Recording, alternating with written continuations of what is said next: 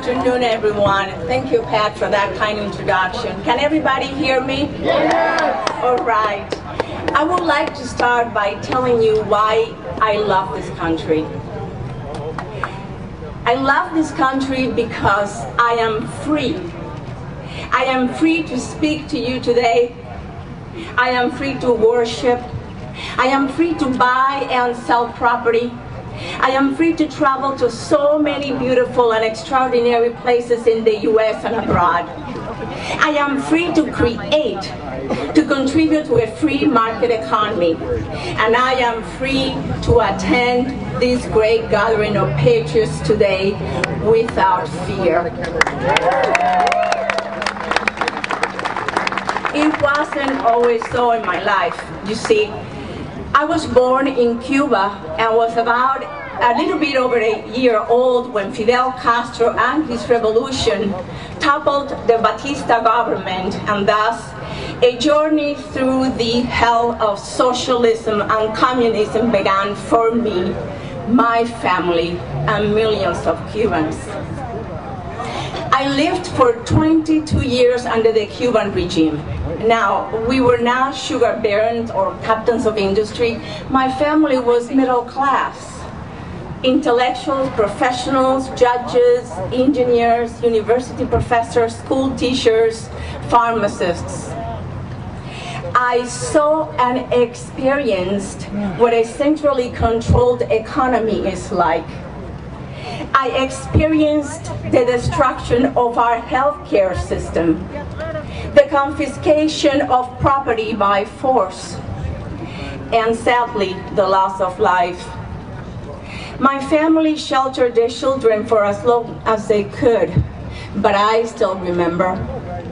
I remember the confiscation of our family's home on the beach by force, a modest house share by all the family that provided me, my brother, and my cousins happy and memorable summers. As a child, I learned how to keep secrets.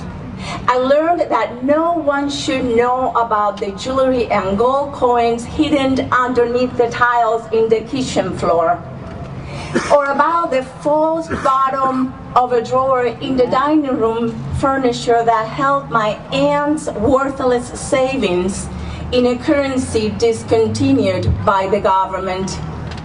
Or to keep a secret about what we ate. Yes, I had to keep it a secret that we had steak sandwiches for lunch. Can you imagine a world where your 7-year-old daughter or son must keep that a secret? In Cuba, buying certain meats in the black market would have sent members of my family to prison. I remember my father being sent to hard labor when we decided to immigrate to the United States. I still remember the deep pain of my family at their loss of liberties, opportunities for us children, the loss of life. My mother's oldest brother was executed by firing squad for simply preserving his honors. These things did not happen overnight or by accident. And although certain losses of liberty occurred quickly, allowing Castro to solidify power, the absolute erosion of our liberties took place over decades. While Cubans were losing their rights, the political class was given preferential treatment. Those in power kept tightening the noose around the rest of our citizens. They were protecting their newly acquired power. Amidst all these changes, lives were devastated. Businesses taken over by the government, wealth and opportunity destroyed, children brainwashed. The propaganda machine of the Cuban Revolution was and still is formidable. But you know what the absolute worst is? After losing all liberties and having no options, the absolute worst is simply the impact on your soul. In such an environment, you live in a constant survival state. And in many cases, to survive, you have to compromise core values. Lie to keep your job, lie to avoid going to prison, lie to keep your family together, to feed your kids, bargain with criminals, and many others. This constant erosion of your core values is depressing, disheartening. It chips away at your soul. It makes you feel like a slave. These experiences and many others allow me to have a deep and profound respect and appreciation for the liberties we enjoy in this country. During the last 21 months, we have seen a persistent attempt by this administration and its liberal partners to undermine our liberties and our economic system. That's right. Today, the federal debt stands at $13.5 trillion, with another $110 trillion in unfunded Medicare and Social Security liabilities. Our national unemployment rate is close to 10%, and it is over 12% here in California. The poverty rate up to 14.3%, the highest since 1994, and more and more Americans are relying on government's help. We have seen the government pass legislation and intervene in other ways in the most important sectors of our society: healthcare, finance, energy. Consistently, we have seen our government act against the clear will of the people on almost everything and in every circumstance. The Arizona immigration law, the New York mosque, and many others. There is a clear and present danger of this country degrading into a socialist state. Today, we do not have a government by the people, for the people. We have a government for themselves and their elite political class. My fellow Americans, this is a very dangerous situation, one we must correct. We must put an end to the same liberal policies that have caused so much destruction and grief in other lands. Now, President Obama is a charismatic figure, a talented man with a beautiful family. God bless them. He also seems to be an exceptional father, an example to many in our communities across the country. But sadly, President Obama is wrong.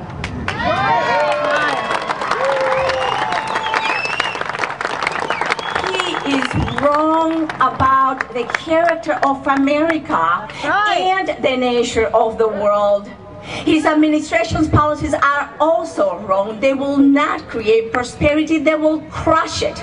They will not create opportunities but limit them. They will not make America stronger but weaken America domestically and on the world stage.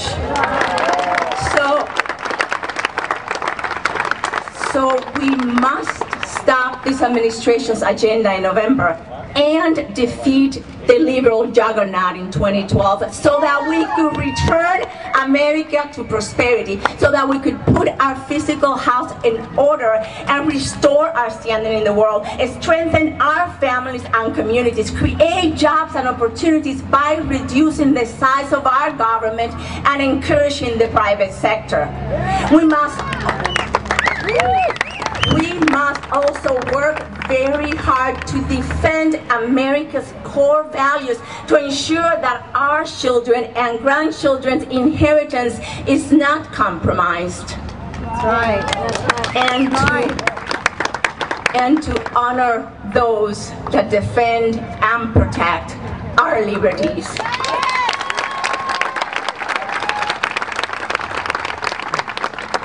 We must all be aware, be vigilant, be protective of the core principles that have made this country exceptional and unique in the world.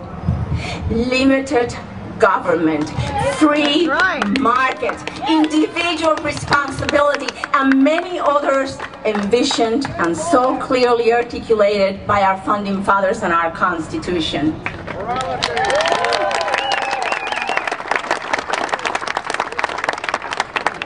In fact, the very purpose of the Tea Party movement is to uphold these founding principles and our Constitution. At the beginning, many discounted our movement. Yes, they did.